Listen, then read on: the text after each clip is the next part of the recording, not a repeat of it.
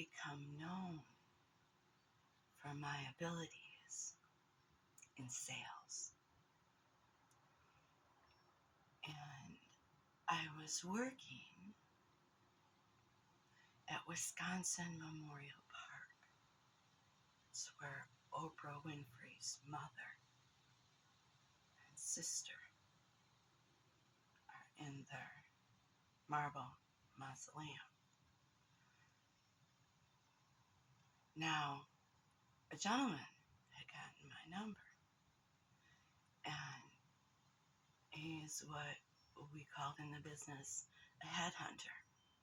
A headhunter went after talent. So he made me promises that I should have had put in a contract, but I didn't care about stuff like that because, well, so I shouldn't even say I should have put it in a contract. I guess I'm warning all of you if you get approached by a headhunter, a talent, they're looking for talent. All their promises, you make them put it in writing, okay? You make sure you protect yourself. But I went where God called me to go because I did what God called me to do. And that's just how it is to this day. Anyway, so he eventually, I went there. I made a change. And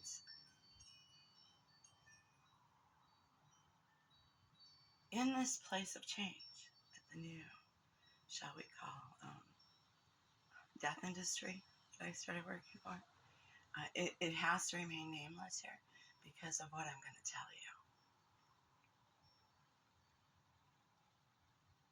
I'm just going to jump right into it. Now, I had been known because I had television broadcasts. I won the Whammy, 2012. So when I stepped out of the cemetery doors to this funeral with the man who had been running the cemetery all by himself, and that's how he liked it. He didn't like that they put me there. And anyway, when we walked out together, because he was supposed to be, showing me the ropes, and he really thought that I was there to take his job. And like I told him, I probably am.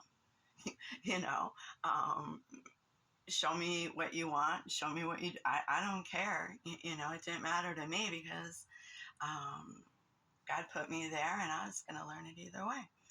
And that right there, that kind of attitude, people don't have that kind of attitude. So you can imagine how he felt about me thus far. Day one. Welcome aboard, little girl. No, it wasn't like that at all. It was total hatred, silence, very awkward. And I didn't care. I guess when you're a kid and you've already been, I won't even get into it too much to tell here. We'll get into that another time. That's why I'm a paid interview. And anyway, so we walk out, and it was a beautiful Black family that was, burying a loved one. And they were like, oh my God, it is her. They'll recognize me from TV because, that would have been Milwaukee Cable. Yeah. There's right. They knew me like they knew Janetta Robinson. And yes, I was on her show. Per her request. That's right. Anyway, this guy, all right, he came off as the sweetest, kindest, teddy bear sweater, let me give you some tea, kind of guy, right? And I'm thinking, wow, I'm feeling bad for him, right? And so I want to be nice to him. And because I'm thinking, poor old man, those sent me in here to take his job, right? I'm feeling bad for him. So I'm literally giving him my ideas, that I was supposed to pitch before this, we'll just call them the group. I won't give their name. And they were so excited about my ideas. The guy who hired me, right? The guy, who found me. Because I'm an ideas person. I am. Ideas. I got so many ideas. Anyway, this older gentleman that I was working with, I felt bad for. He said, can I please, go pitch it? Can I? And they're expecting me, mind you, okay? And I said, yeah, sure. And he said, don't tell him. Don't tell anybody. And he was so excited. And I was happy for him, And I mean, I'm not a monster. That means human being in the black law. You're not a human being. You're a man or a woman. That's why they want you to say you're a trans whatever. No, you're a man or a woman. Stick to that. Anyway, so he went and he pitched it, and they were so upset that he was there and I wasn't there that he came back and he was bitter. And things just changed between him and I. And anyway, in the midst of this change, he quit drinking the water. He offered the tea and stuff to other people, but he quit having the tea and stuff. Everything he brought his own. Okay. Now, I was selling gravestone, big monument markers. I mean, to the point where the guy who delivered the markers came in and he said, what is going on here?